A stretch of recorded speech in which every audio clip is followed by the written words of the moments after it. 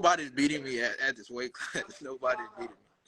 Like the only person, like everybody is so on Inoue's meat so hard. Like they fail to realize the differences between me and Inoue. Like, don't get me wrong, like he does have the experience on me. You know what I'm saying? But at the same time, I've overcame that several times in my career. That's nothing I'm afraid of. When it comes to power, I have power just like he has power. I think he has a 91, I believe, KO ratio. I have a 83, I believe, ratio. So not too far. Speed wise, we're both fast. I know I have better footwork than him. I know that for sure. I mean, so it's just it's a style fight, and on top of that, I'm way taller than him. I'm bigger than him. I mean, not that that's just a super critical aspect as you've seen with Fulton. Fulton was bigger than him, but also, even though Fulton is a great boxer, he's known for not having the most power. So you could tell that in a way he wasn't respecting him during that fight. So, which I know he's not doing that with me. So So hopefully, I give him an opportunity, man. Whether he goes up and vacates the titles or he does, give me an opportunity. Like I said, either one is going to be great for me because at the end of the day, a big ass payday. So yeah, that's the thing, man. Is getting that getting that glory and getting paid, And you kind of like pointed out something there in reference to that fight with Inoue and Fulton. With Fulton, like not necessarily having that power, because during that fight, you seen Fulton try to press forward, and when he pressed forward and landed a couple shots, it just didn't seem like it affected Inoue that much. And so Inoue just turned it up, pretty much when the second half of the fight started, and that was pretty much it. But like you were able to show here against Mike Plania, you definitely had that power behind your punch with that 80+ percentage KO ratio. That's another element that he would have to look out for if that fight takes place in the future, like 2024 or something like that. Yeah, you know what I mean, but we'll see. He getting ready to unify with Tapales. So he gonna get undisputed. Tapales not beating him.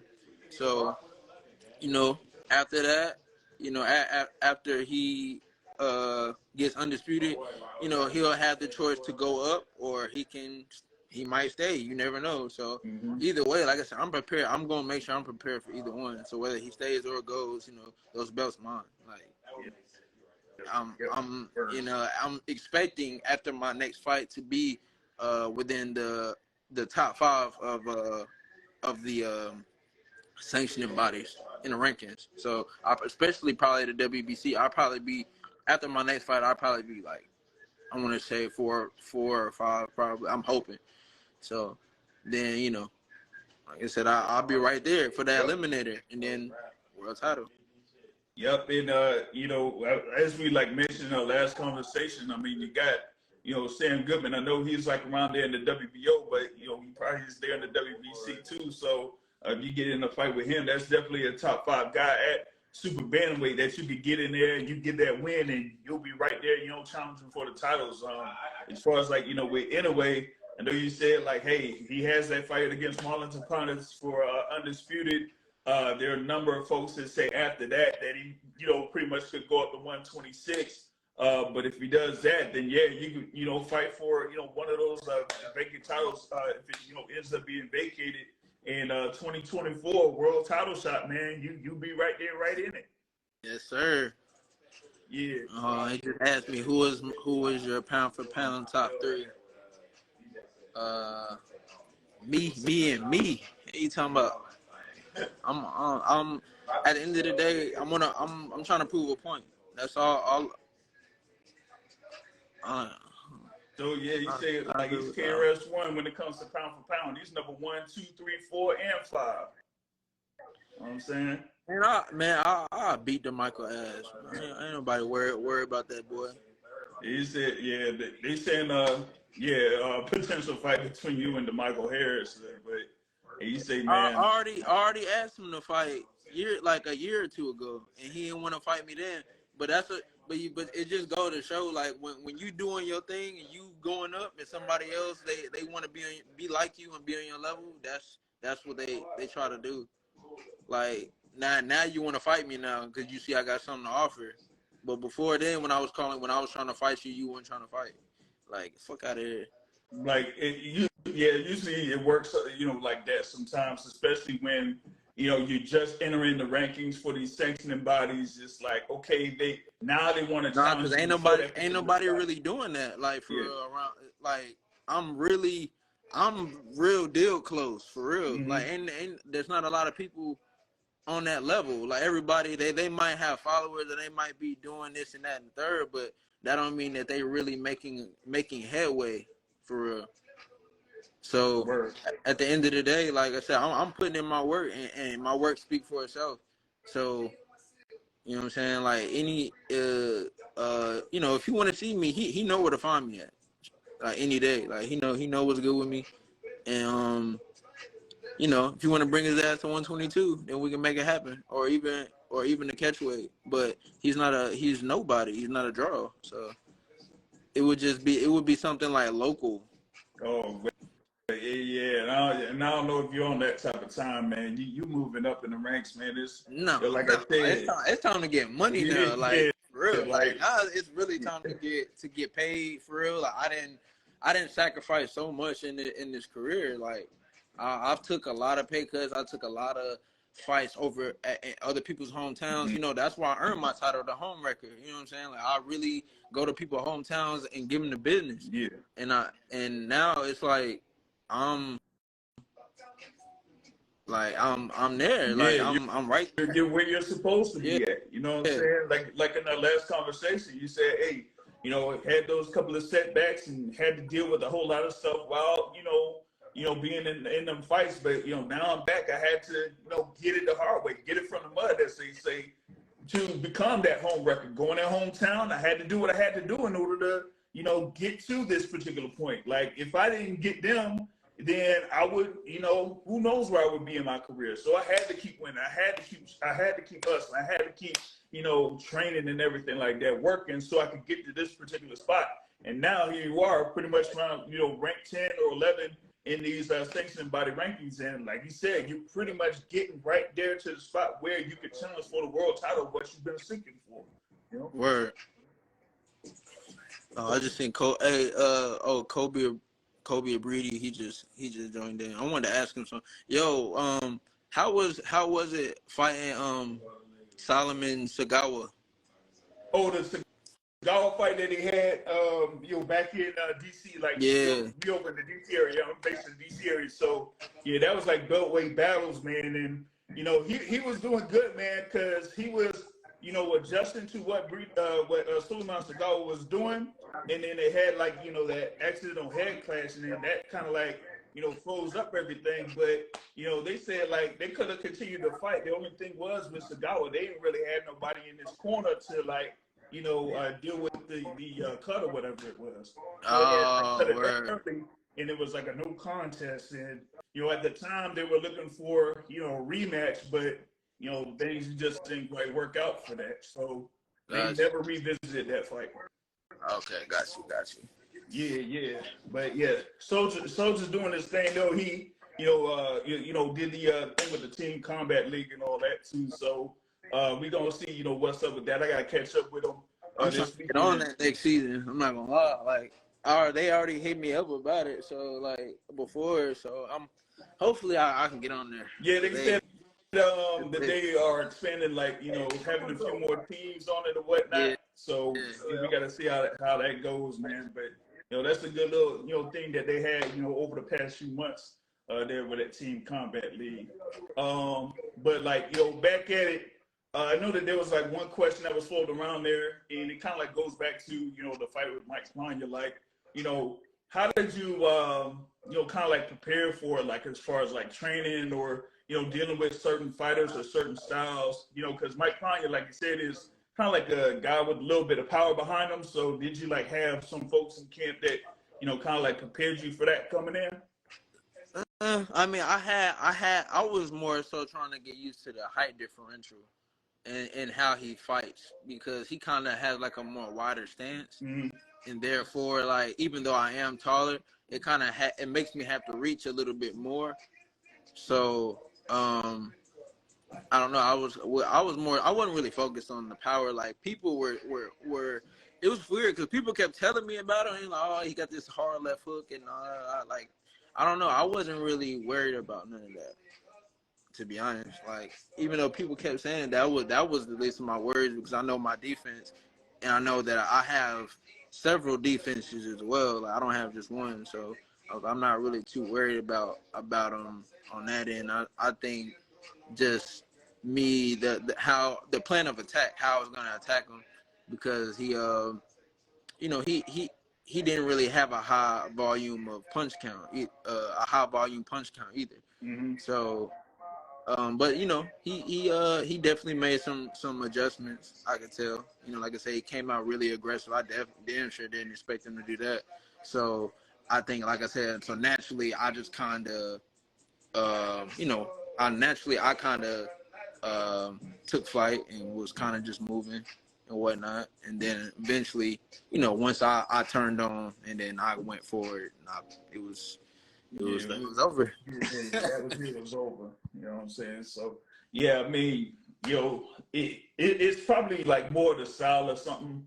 The way that his movements were, and like you said, I mean, he was coming in there aggressive, so you kind of didn't expect that. Coming from Mike, and I guess Mike was, doing a few different styles, leading into this fight, but had like a different strategy for you coming in there. You know what I'm saying? Yeah. So that's pretty much like how that worked.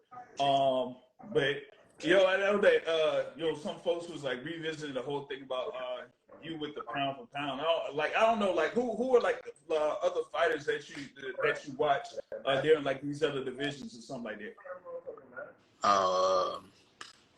Shit. I mean, at this point, I would say top 3 would probably be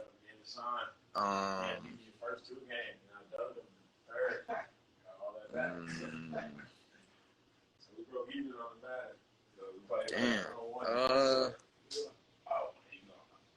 I mean, definitely Crawford. Probably Crawford. Crawford.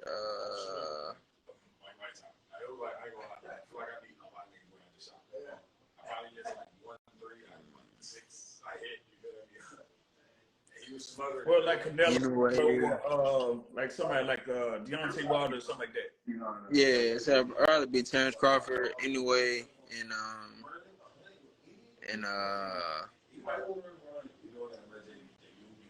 I don't know. I'm trying to think of that third one. I forgot what the other. What's the other undisputed champ? You got Jamel Charlo there. Yeah. Charlo, Teofimo, Haney, and who else? Is anybody else? Well, as far as like undisputed, not really. You had like I said, Canelo, Charlo, Haney was undisputed. Crawford wasn't undisputed. So that's pretty much those guys that got all the belts or had all the belts. Yeah. Well, I don't know. So like I said, what did you think about that joint with Crawford getting that win over Spence? Getting a stoppage win there, 9th round, getting the undisputed welterweight title. That was crazy. Like I said, I was in awe. Like that shit was crazy. Like he literally like did something unthinkable. Like I was like, whoa, like I would have never thought.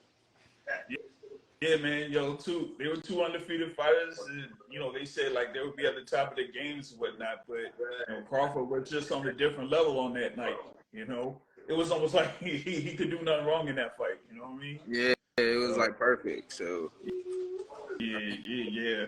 I know they got Canelo versus Jamel Charlo coming up too in September 30th. What do you think about them two? Because that's supposed to be, as they say, undisputed versus undisputed. Oh yeah, I mean it's gonna be a good fight. I mean I don't know. I'm just gonna kind of just wait and peep what happened on that one. Word. Now I wanted to go back with you real quick. I know, like I said, it's been about a couple weeks after you win. How did you like celebrate the win or whatever it is or whatnot? Like how did you say, okay, I got the win, hometown. Now I'm chilling. I'm Oh, doing this. and it was What you? actually I actually had a great time. And I went out.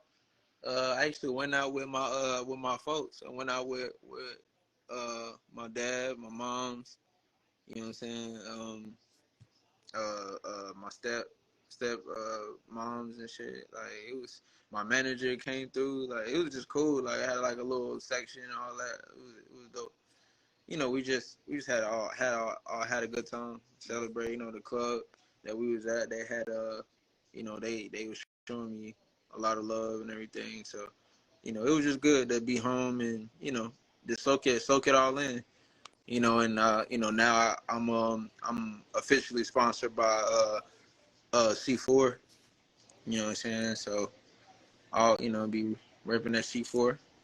So it's cool, man. Like I said, just a lot of opportunities, a lot of hard work and sacrifice, and finally paid off. So Yeah, for sure, for sure. Big up to C4 for with the sponsorship, man. So they coming through with the sponsorship, and you know I know in our last conversation you talked about how important having that family support is there for your career, and having that type of connection with everybody that's involved, and how that's kind of like carried you here to this particular point of your professional career, and for you to get in there, score that big knockout, and afterwards be there with your family to celebrate. That's a whole lot. hell yeah, it was dope, man. I was completely grateful for just the experience, and I'm looking forward to more. Yeah, for sure, man. I mean, we can pretty much wind it down. Is there like anything else you wanted to drop for the peeps out there, for the pack? I know that the members of the pack been in here showing their support. I know that folks could follow you. Like I said, Elijah was that Elijah_Pierce.